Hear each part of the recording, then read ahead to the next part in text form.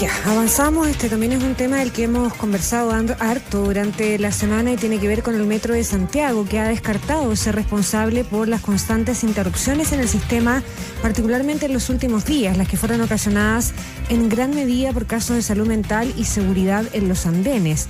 El gobierno respalda la labor de la empresa mientras usuarios demandan medidas más rápidas de contención para reducir este tipo de incidentes. Benjamín Quinteros, ¿cómo te va? Muy buenos días.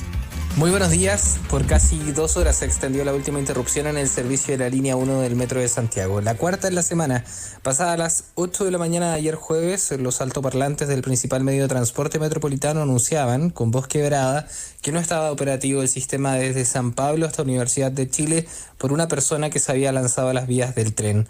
Pasada las 2 de la tarde la situación se repetía, esta vez en el sector oriente, cuando los usuarios del sistema que iban al interior de uno de los trenes frenó bruscamente por el mismo hecho, provocando el cierre del Golf y Alcántara, evidenciando las falencias del sistema para contener este tipo de situaciones y demostrando una vez más los problemas de salud mental que afectan actualmente a la población. Como una medida para contrarrestar este tipo de incidencias, Metro está apostando por la instalación de puertas en los andenes, una situación o una medida que ya había sido anunciada, lo que evitaría el acceso directo a las personas a las líneas por donde pasa el tren. Guillermo Muñoz, presidente de Metro de Santiago, aseguró que los esfuerzos están precisamente en ese punto, lo que les permitiría disminuir en un 60% los casos que se registran con frecuencia. Una persona que cae a las vías no se refiere a una falla de la operación y eso es un elemento muy lamentable que nos toca enfrentar. Y para poder disminuir esa cantidad de eventos, que son eventos que nosotros llamamos externos a la operación, que no tienen que ver con averías, que no tienen que ver con equipos en falla, estamos trabajando en la instalación de puertas de andén. Puertas de andén va a permitir disminuir en 60% la cantidad de incidencias que hay en línea 1. Ya, un par de cosas ahí, Benjamín. Metro ha sido bien enfático, sobre todo en este último tiempo, en diferenciar cuando hay un problema mecánico, cuando hay un problema de mantenimiento, cuando hay un problema que es responsabilidad directa de ellos, digamos, como problema técnico, respecto de estas otras situaciones que son definitivamente fuerza mayor. Además, entiendo que por un protocolo, cuando se anuncia que hay un desperfecto de esta naturaleza, se habla siempre de persona en la vía. No se identifica si esa persona cayó, fue empujada o se lanzó a los rieles del metro, porque eso ya responde, digamos, a una investigación posterior. Pero ya lo decía ahí el ejecutivo de Metro, se está trabajando desde hace ya un buen tiempo en instalar estas puertas en los andenes, que ya funciona en otras líneas, pero ¿qué pasa particularmente en la línea 1? ¿Dónde y cuándo va a estar lista la instalación de estas puertas en los andenes?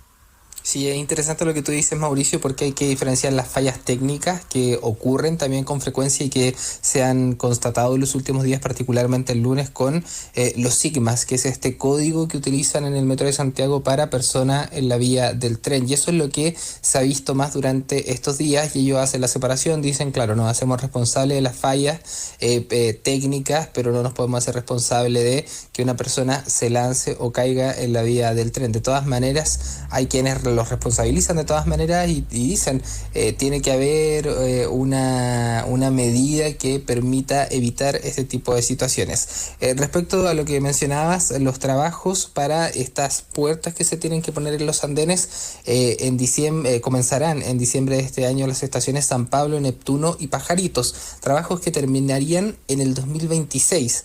Para luego continuar con el tramo entre Las Rejas y La Moneda, que estaría listo el mismo año. En 2027 culminarían las obras entre Moneda y Pedro de Valdivia, mientras que desde Los Leones hasta Los Dominicos todo esto culminaría en el año 2028, entendiendo que lo que dicen desde Metro de Santiago es que no pueden cerrar las estaciones, que todo tiene que seguir operativo y por ende los trabajos se tienen que hacer de noche cuando el metro está cerrado, porque es un trabajo arduo de instalación, de conexión, que tienen todo que calzar entre estas puertas y el tren que llega.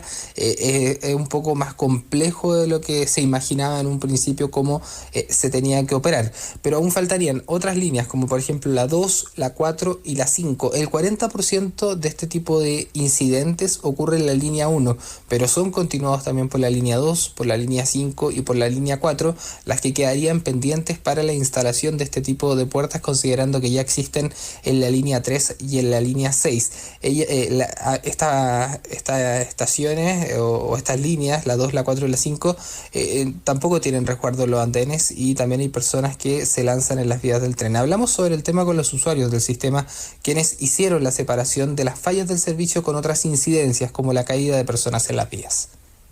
Y dicen que van a poner protecciones para que la gente ya no vuelva a pasar. Y yo no sé qué es lo que pasa. No sé, porque ya tanto tiempo que llevan con eso y tampoco pasa nada. Resulta que todo afecta especialmente al trabajador, ya, y los horarios, la hora peak. Bueno, de repente ahora mismo habría un asunto de una persona en la vía pública, pero cuando son fallas técnicas ya son problemas de la gestión de la empresa. La empresa parece que no está dando el ancho.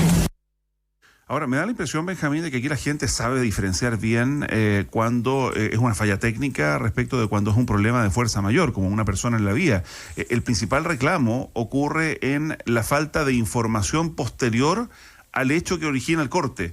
El que, claro, las personas, sobre todo en hora punta, van apuradas al trabajo, van apuradas a los estudios, y falta información, y lo hemos detectado acá también, con las redes sociales de Metro en particular, el tener información oportuna. ¿Pero qué más tienes que decir que hay una persona en la vía? No, respecto de, por ejemplo, cuánto tiempo podría demorarse en la reposición. Pero si no necesariamente se sabe, pues son protocolos que desconocemos, porque se trata de casos de personas en la vía. Tú mismo lo decías, que puede ser una persona que se cayó o una persona que se lanzó, y el trabajo y el impacto que eso genera en los funcionarios de Metro, digamos. No sé si son tiempos parecidos, no sé si son tiempos calculables.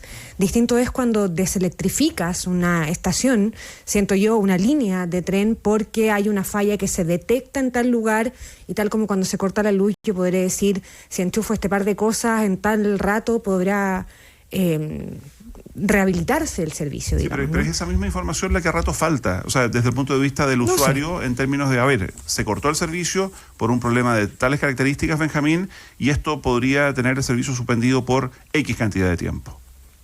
Sí, es cierto lo que tú dices, Mauricio. La gente con la que pudimos conversar ayer, desde que ocurre el primer hecho, que fue durante la mañana del jueves, sabe separar muy bien entre una falla técnica, que es responsabilidad directa de la empresa, de que una persona haya caído en las líneas del tren. Ellos mismos dicen, aquí hace falta ayuda o proyectos que vayan en la línea de la salud mental, no necesariamente al metro, tiene relación con lo que ocurre con Metro, así que la separación la hacen ellos, pero sí hacen el reclamo a la falta de información. No sé si directamente por la cantidad de tiempo que va a tardar la reposición del sistema, porque eso puede ser incierto, aunque pueda haber un aproximado, pero sí que se utilizan las redes sociales para decir qué es lo que está pasando. Por ejemplo, ayer a las 2 de la tarde con 42 minutos se habló de estas estaciones cerradas debido a una persona en la vía. Hablamos de Alcántara y el Golf. Eso se publicó a través de redes sociales, pero no se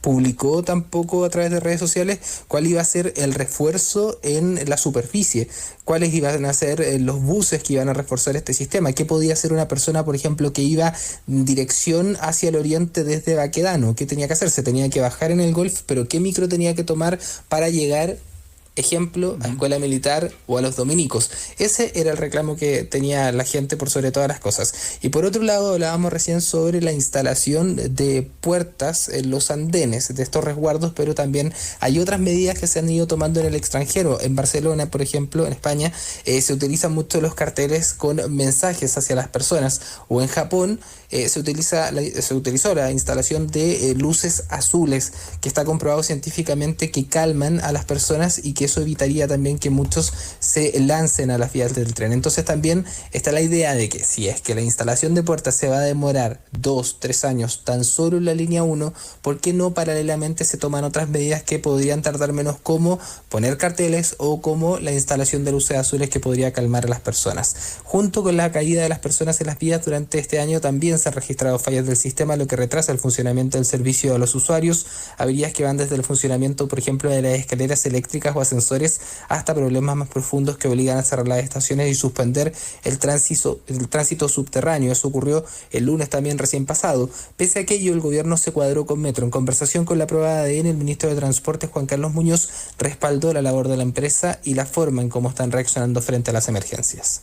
Yo creo que la operación de Metro, si tú miras, por ejemplo, los indicadores de confiabilidad, los indicadores de seguridad, la confianza que declaran los propios usuarios. Número 1 en confianza es Metro, número 1, entre toda la industria. Ningún sistema de transporte público va a estar libre de una situación como la que nos pasó el lunes, que yo creo que tenemos que mirarla y ver por qué nos pasó y si se lo pudiésemos haber prevenido. Pero cuando yo miro los indicadores de falla, de menos de 10 minutos, de hasta 30 minutos, de más de 30 minutos, la verdad que los indicadores se comparan favorablemente con casi cualquier otro sistema de transporte público similar. Y junto a la interrupción del servicio de la línea 1 del metro, en las últimas horas también hubo una situación en la estación Franklin de la línea 2, donde una persona fue apuñalada en el andén, lo que provocó la suspensión del servicio en dicha estación. Una persona terminó finalmente detenida y eso también generó un alboroto dentro de la estación de metro de la línea 2 por una situación que no es normal, la anomalía de este hecho. Frente a dicho incidente, tanto Metro como el gobierno confirmaron que hay una estrategia para aumentar la dotación de personal de seguridad ahí y en otras zonas, y así brindar una experiencia más segura para los usuarios. Ya, Benjamín Quintero, gracias por todo, buen día. Buen día. 7:29 minutos. 7:29 minutos. ADN.